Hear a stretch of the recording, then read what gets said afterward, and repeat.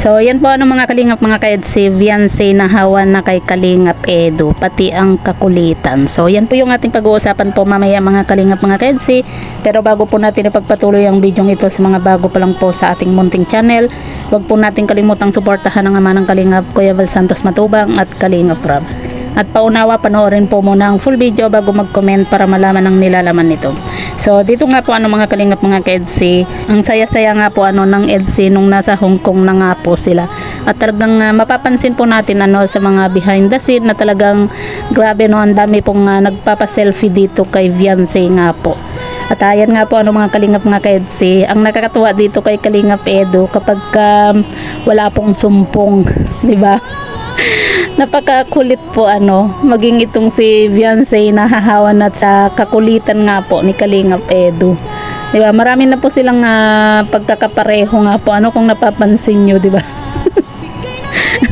Nahahawan na talaga ano itong si Viancy sa kakulitan nga po ano ni Kalingap Edu, di ba?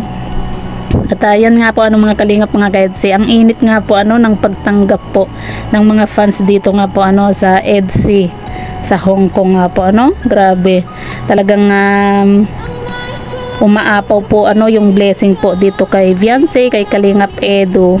Kaya dapat wag po nilang pansinin po ano yung mga basher, kung magpatuloy lang po sila no na kasi sila naman po yung nakakaalam kung ano po yung mga totoo, di ba? Hindi yung mga paninira lang yung alam ng iba.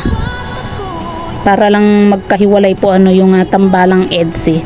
Pero nakikita po natin ngayon ano mga kalingap mga ka-EDC dito nga po ano kay Kalingap Edu at Viancy na talagang lagi po silang magkadikit nga po at masaya po tayo ano dahil magkatabi nga po sila sa eroplano din.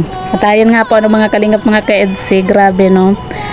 Sa mga kung napapanood niyo nga po ano yung mga video dito nga po kay Viancy, talagang dami po nga nagpapapicture nga po ano, sikat na po talaga ang tambalang EDC.